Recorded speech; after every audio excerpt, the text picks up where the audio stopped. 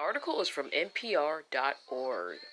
So, is ibuprofen bad for COVID-19, aka coronavirus? Well, let's see what the experts have to say. Advice from France to avoid ibuprofen for COVID-19 leaves experts baffled. This article is by Maria Godoy. Over the last few days, social media has lit up with reports picked up by some media outlets that taking drugs like ibuprofen to ease COVID-19 symptoms could actually worsen the progress of the illness.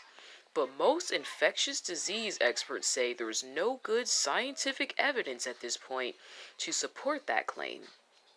The furor was sparked by a tweet by the French health minister Olivier Véran over the weekend. He warned people not to take non-steroidal anti-inflammatory drugs, or NSAIDs, a category of pain relievers and fever reducers that includes ibuprofen, because some French COVID-19 patients had experienced serious side effects.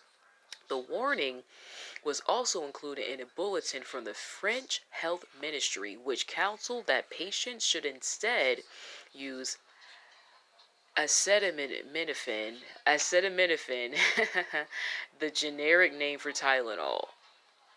But the European Medicines Agency issued a statement Wednesday, saying that while it is monitoring the situation, there's currently no scientific evidence establishing a link between ibuprofen and worsening of COVID-19.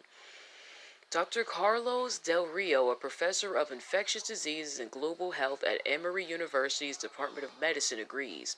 I think the Minister of Health of France is wrong in prohibiting the use of ibuprofen based on limited data, he says.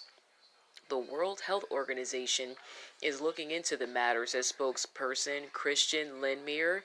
But after a rapid review of the literature, the WHO is not aware of published clinical or population-based data on this topic. A few media outlets have reported that WHO is now advising against using ibuprofen to treat fevers in patients with COVID-19 symptoms, but Lindmeier tells NPR that's not true. The questions about ibuprofen's safety for COVID-19 patients seem to have stemmed in part from a letter published in The Lancet last week, hypothesizing the ways various medications could perhaps increase the risk of infection with the coronavirus. Research has shown that the virus attaches itself to cells in the lungs by way of an enzyme, angiotenism, converting enzyme 2.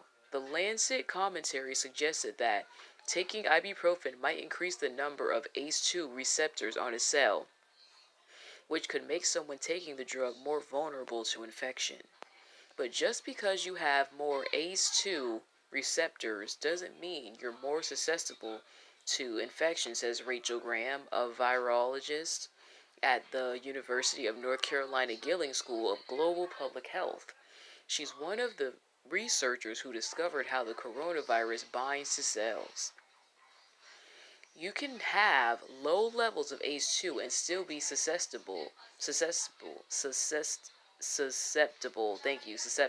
Graham says. What's more, she adds, the evidence that taking ibuprofen increases these receptors is almost non-existent. This is why we have clinical trials to inform our medical decision-making rather than relying on a few anecdotal cases, says Dr. Krutika Kupali, an infectious disease physician and fellow with the Johns Hopkins University Center for Health Security. Kupali says she doesn't see the Lancet letter as a reason to avoid ibuprofen for COVID-19, though she always tells her patients to use Tylenol for fever because its mechanism is thought to affect the temperature regulating center of the brain. Dr. Angela Rogers, an assistant professor at the Stanford University Medical Center and chair of its intensive care unit's COVID-19 task force, notes that Tylenol is the go-to medication for patients who were sick enough to be hospitalized for any infection. That's because these patients are at higher risk of damage to internal organs, including kidneys, and kidney damage can be a side effect of ibuprofen for some patients who use it long term in doses and higher dosage. Of course, Tylenol, like any medicine risk, isn't risk free. Rogers notes it can cause serious liver damage in high doses. In low doses, though, she says, Tylenol is very effective for reducing fever and very safe. As for what Rogers would advise for patients who are treating symptoms of COVID-19 at home, we don't have a lot of evidence in this disease in general, she says. Like the other physicians and scientists, NPR spoke with Rogers, emphasizes that any evidence that ibuprofen exacerbates the coronavirus disease is faint at best. That said, if people have no liver disease and it makes them feel a little bit more secure to start with Tylenol first, that might be a reasonable way to do it. So, what do you think, guys and girls?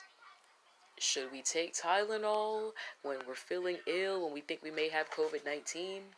Well, go to your doctor, y'all. Just get some medical professionals help. Like, we don't want to risk your health on this. So, some people are saying you shouldn't take Tylenol. Some people are saying you can take Tylenol.